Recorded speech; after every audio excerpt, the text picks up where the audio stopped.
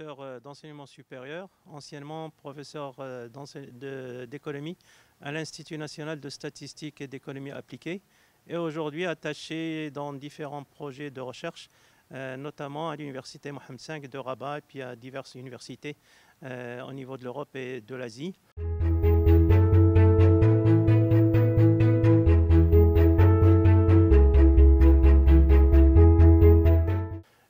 Bien évidemment, en tant que professeur d'économie, je suis fortement intéressé par les évolutions de l'économie marocaine au cours des dernières décennies, et notamment depuis l'indépendance du pays. Et le constat est un constat malheureusement de déception. Lorsqu'on compare l'économie marocaine à des économies qui étaient, ça fait 30-40 ans, ressemblantes à celles du Maroc, je pense par exemple à l'économie turque, à l'économie portugaise, à l'économie espagnole ou à l'économie de la Corée du Sud. Et mon constat est que, alors que ces pays qui étaient d'un niveau de vie et d'un niveau de revenus par habitant presque équivalent à celui du Maroc à la fin des années 80, début des années 90, ces pays-là se retrouvent parmi les pays développés, alors que le Maroc se retrouve parmi les pays non pas en développement, mais les pays en voie de sous-développement. La preuve en est le dernier rapport du PNUD qui a fait reculer le Maroc d'une place entre 2020 et 2021, le Maroc passant de nouveau de la 123e place mondiale à la 124e place mondiale, notamment en raison de ses défaillances ou de ses déficits en matière éducative et de santé.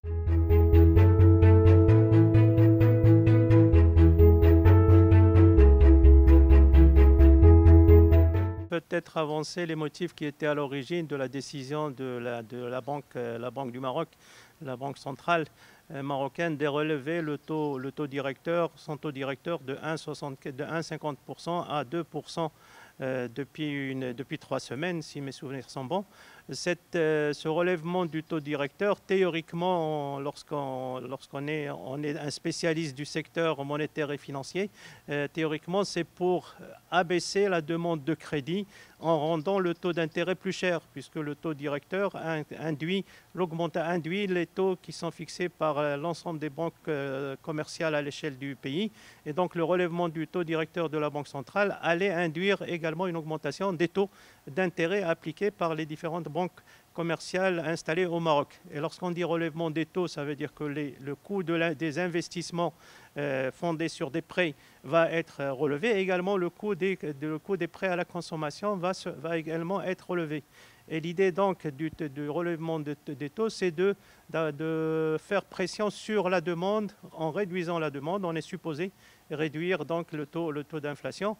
Or, il est évident que l'inflation à l'heure actuelle et depuis le début de l'année 2022, et notamment depuis le mois de février, la fin février 2022 et le début du mois de mars 2022, est liée non pas à des raisons internes, évidemment il y a des raisons internes, ces raisons internes sont la sécheresse, les effets de la sécheresse de l'année antérieure, sont également les effets de la crise du Covid qui sont encore en place au Maroc, mais nous avons aussi les répercussions externes de la guerre en Ukraine.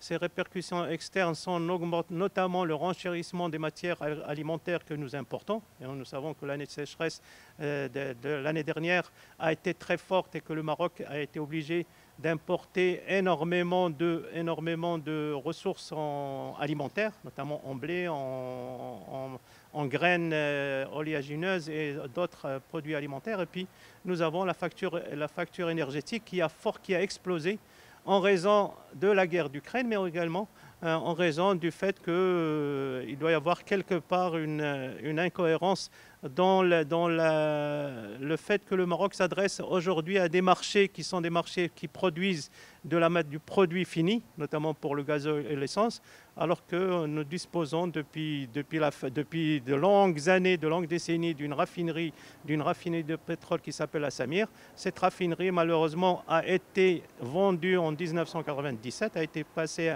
à du capital privé en 1997, et puis elle s'est arrêtée en 2015, ce qui signifie que si cette raffinerie, la Samir, fonctionnait aujourd'hui, nous n'aurions pas eu les augmentations des prix des carburants que nous avons constatées donc, au cours des derniers mois, pratiquement des augmentations de 50 à 60%.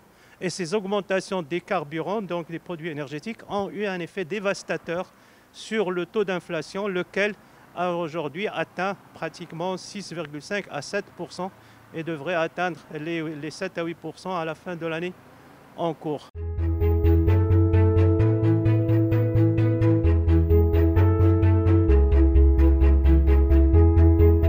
C'est ce que j'allais vous expliquer. Théoriquement, le relèvement du taux directeur de la Banque centrale, en poussant à l'augmentation des taux d'intérêt pour les crédits accordés par le système bancaire national, aussi bien les crédits à l'investissement que les crédits à la consommation, ces relèvements de taux devaient normalement réduire le taux, la demande et donc réduire l'inflation, réduire le taux d'inflation.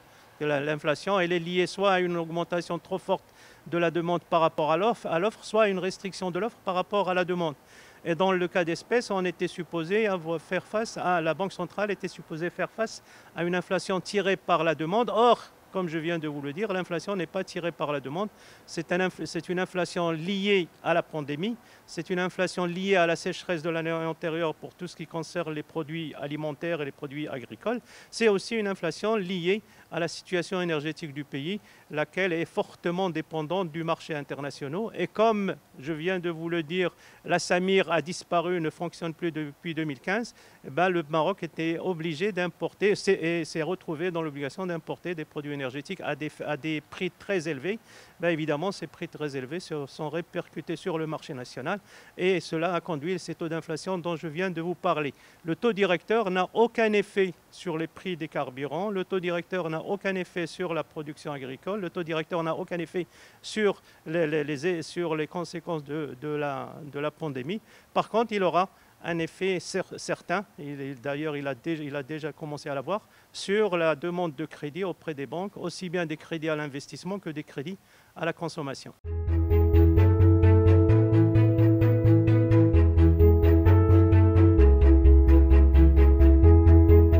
Les prévisions qui ont été faites par la Banque centrale tablent sur une baisse du taux d'inflation à 4,2 ou 4,1% pour l'année 2023. Et il table aussi sur une réduction de ce taux d'inflation pour les années suivantes. Et on table grosso modo, lorsqu'on est très optimiste, pour un retour au taux d'inflation d'avant la crise sanitaire, c'est-à-dire à la situation d'avant 2020. La situation d'avant 2020, c'était marquée par un taux d'inflation très, très faible. Dans le cas marocain, quelque chose comme 0,7% à 1,2, 1,3% annuellement. Ces prévisions ont été plus ou moins confirmées par les prévisions du Fonds monétaire international qui vient d'être publiées au début de la semaine actuelle, qui parle d'un taux d'inflation aujourd'hui au Maroc de près de 6,2 à 6,5% et qui prédisent une baisse de ce taux d'inflation aux alentours de 3 à 4% pour l'année prochaine. Il est évident que si le taux d'inflation baissait, bien évidemment, la Banque centrale reviendrait à des taux antérieurs, des taux plus faibles, et dans l'objectif justement de relancer la demande et de relancer aussi bien la demande de consommation que la demande des entreprises en matière d'investissement.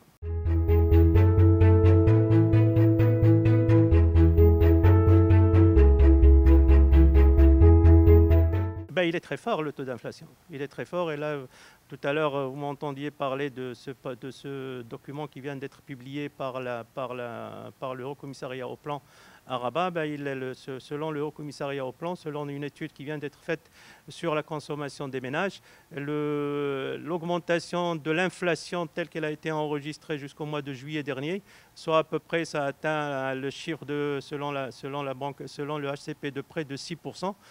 L'augmentation de ce taux d'inflation a eu des effets plus dévastateurs sur la consommation des ménages, sur le niveau de vie des ménages que la pandémie.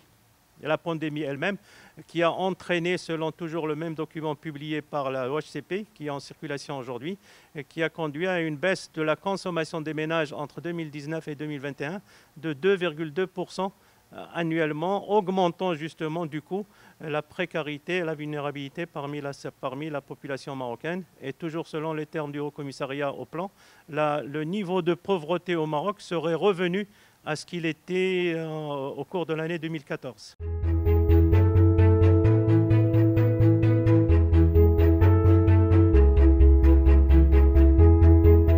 Il n'y a pas la matière, il y a les matières. Il y a les matières, il y a les produits alimentaires, il y a les produits énergétiques, il y a le gaz, il y a le pétrole dans les produits énergétiques, il n'y a pas la matière.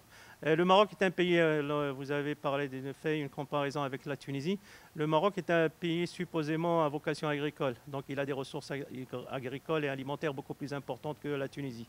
Et jusqu'à aujourd'hui, il n'y a pas eu d'alarme au niveau alimentaire et apparemment les marchés sont bien approvisionnés. Ce qui est par contre, là où il y a le déficit, c'est que justement la baisse de revenus mobilisables de la part des ménages a fait que beaucoup de ménages ont réduit leur consommation alimentaire. Se sont déplacés vers d'autres consommations puisqu'il y a une augmentation des consommations en matière de santé, il y a une augmentation des coûts de transport et donc il y a eu un transfert vers ces consommations qui sont obligatoires, notamment en milieu rural puisque les gens se déplacent beaucoup de là où ils habitent vers les marchés pour s'approvisionner. Dans le milieu rural, on ne va pas s'approvisionner dans un supermarché, on a besoin de se déplacer loin, et donc ça coûte de l'argent pour les ménages. Et puis vous avez les dépenses de santé qui ont explosé, notamment tous les vaccins, pas les vaccins, mais les examens, les tests PCR et autres dépenses impliquées par la crise sanitaire et qui n'étaient pas prises en charge par l'État. Mais la consommation alimentaire a baissé. La consommation a baissé. Par contre, l'approvisionnement du marché est toujours disponible, est toujours important. Il n'y a pas eu de défaillance. Une autre raison, en revenant à la comparaison avec la Tunisie, c'est que la balance des paiements marocains n'a pas atteint les déficits tunisiens. Nous avons des réserves de devises importantes qui permettent de s'approvisionner régulièrement comme au cours des années antérieures. Et puis évidemment, le Maroc a pu bénéficier d'aide internationale, a bénéficié également de transferts importants de la part des Marocains résidant à l'étranger. Ça a été près de 100 milliards de dirhams au cours de l'année antérieure. Tout ça donne un matelas de devises plus ou moins confortable qui a permis jusqu'à aujourd'hui au Maroc de faire face à ses besoins, notamment en matière alimentaire. Alors, s'agissant du pétrole et du gaz, bien évidemment, nous sommes dépendants des importations extérieures et nous étions à un moment donné dans un certain confort relativement au gaz, et notamment au gaz algérien qui passait par le territoire marocain. Malheureusement, la haine du pouvoir algérien vis-à-vis du Maroc a fait que les Algériens ont voulu enfoncer davantage les Marocains, mais heureusement que les moyens du pays sur le plan politique et aussi sur le plan financier ont permis de diversifier les marchés et de pouvoir s'approvisionner auprès de différents producteurs ou de différents fournisseurs, notamment auprès des Espagnols qui eux-mêmes achètent leur gaz auprès des Algériens justement, auprès des Norvégiens ou des Américains. Donc de ce point de vue, je pense que la situation n'est pas aussi alarmante que celle de la Tunisie. Elle pourrait le devenir, par exemple, si l'année en cours est également une année de sécheresse et si la pluie peut être aussi insuffisante que l'année dernière. Mais j'espère que cela n'est pas le scénario pour l'année en cours.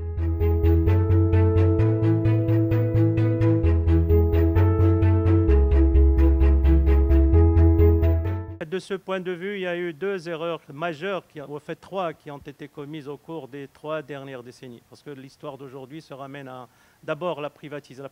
La première erreur, ça a été la privatisation de la Samir, seule raffinerie du pays, qui était un instrument majeur d'indépendance économique, énergétique, institutionnelle, politique du pays, et qui a été réalisée au début des années 60, tout de suite après l'indépendance.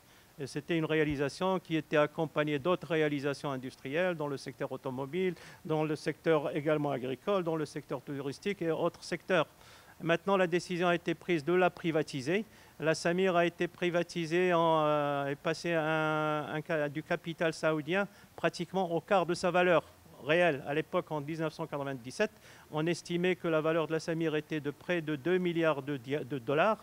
La Samir a été cédée à un investisseur saoudien pour 450 millions de dollars. Or, l'investisseur saoudien a bénéficié de beaucoup d'incitations et notamment a bénéficié d'une protection douanière qui lui a permis de dominer le marché.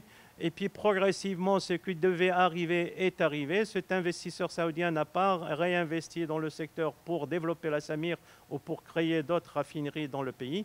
Et puis est arrivé un accident industriel au cours de l'année 2002 qui a ravagé, un incendie qui a ravagé une partie de la raffinerie suite à des inondations que le pays avait connues à ce moment-là. Puis est arrivé l'année 2015 où le Saoudien a connu des problèmes importants, notamment à cause ou en raison de l'entrée sur le marché d'importateurs qui ont été autorisés à importer des produits finis, gazoil et essence, et notamment Ifriqiya et d'autres distributeurs aujourd'hui dans le pays, Total et Esso. Du coup, le Saoudien qui avait des profits confortables a considéré qu'il ne pouvait plus suivre et la Samir a été arrêtée, ce qui fait que nous n'importons plus de la matière brute pour pouvoir la raffiner. Parce que le pétrole, on a la crise pétrolière à l'échelle mondiale, mais la Russie, par exemple, que nous soutenons, pour laquelle nous avons maintenu une certaine neutralité, vendait et vend jusqu'à aujourd'hui une partie de son pétrole à $20 le baril, 20-25 $ le baril. Et sur des marchés asiatiques, le Maroc pouvait acheter ce pétrole dans ces eaux-là en termes monétaires. Or, comme la Samir n'était pas là, la raffinerie a disparu, le Maroc est obligé d'aller acheter le pétrole, le gazoil et l'essence au prix fort sur le marché hollandais. Et pourquoi ça? Parce que justement, un distributeur important, Ifriqiya, dont le patron est aujourd'hui le chef du gouvernement, va dominer le marché depuis la libéralisation des prix et depuis la fin de la caisse de compensation telle que décidée en 2014 par l'ancien gouvernement de l'islamiste Abdelilah Ben Kiran. C'est la deuxième erreur économique majeure qui a induit cette situation. Et puis la troisième, c'est pour le gouvernement de ne pas avoir trouvé de solution, et notamment la solution qui est demandée par tous, c'est la réouverture de la raffinerie, la nationalisation de la Samir et puis, le cas échéant, la construction d'autres raffineries de pétrole, soit au nord, soit au sud du Maroc, pour ne plus dépendre d'une seule raffinerie. Or, le fait est qu'aujourd'hui, il se trouve à la tête de l'État, à la tête du gouvernement, un monsieur, chef du gouvernement, qui est aussi le patron de la principale société de distribution de carburant, ce qui signifie qu'il y a une confusion d'intérêts, et cette confusion d'intérêts est allée vers le respect d'intérêts privés plutôt que pour servir les intérêts de l'État. Et donc ça fait les trois erreurs majeures qui nous ont conduit sur le plan énergétique à la situation qui est la nôtre aujourd'hui et qui a aussi conduit, puisque j'ai dit que nous importons des produits énergétiques plus chers à partir du marché hollandais, ça veut dire que cela a grevé davantage la balance des paiements en obligeant le pays à pratiquement doubler. Il y a eu un doublement, et je ne dispose pas encore des chiffres en la matière, et non pas pour l'année en cours. Il faudra attendre la fin du mois de décembre.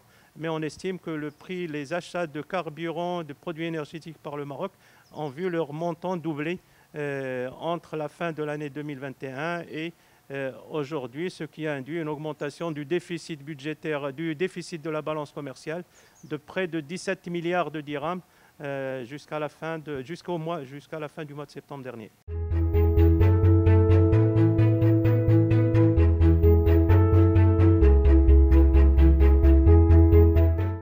C'est une rumeur et je ne suis pas là pour répondre à une rumeur. Maintenant, c'est une idée qui a cours depuis de longues années, l'impôt sur la fortune, l'impôt sur les signes extérieurs de richesse, l'impôt sur l'héritage. Maintenant, ce qui est sûr et ce qui est en train d'être débattu dans des pays avancés, dans des pays démocratiques, dans des pays justement qui répondent, dont les gouvernements répondent à l'intérêt national, à l'intérêt de leur société. Vous avez une discussion autour de ce qu'on appelle l'imposition de profits qui ont été réalisés en raison de la crise, aussi bien sanitaire que la crise économique liée à la guerre en Ukraine. Ce sont des surprofits, et on pense notamment en Europe, et c'est le cas exactement au Maroc, on pense notamment aux entreprises énergétiques, les pétroliers, on pense également aux banques et aux institutions financières. On pense également à tous les moyens de communication, Internet et toute la chaîne d'information digitale pour lesquels les entreprises ont réalisé des bénéfices extrêmement importants. Et il est normal aujourd'hui que cela se discute dans les parlements européens. Or, cela n'est pas arrivé au Parlement marocain et n'a pas été testé, n'a pas été tenté par le gouvernement marocain. Justement, une des raisons, c'est cette confusion d'intérêts qu'il y a à la tête du gouvernement entre les dirigeants politiques et le fait qu'ils soient aussi des dirigeants économiques. D'où la demande ancienne pour le cas du système politique marocain, la nécessité de la séparation entre l'économique et le politique.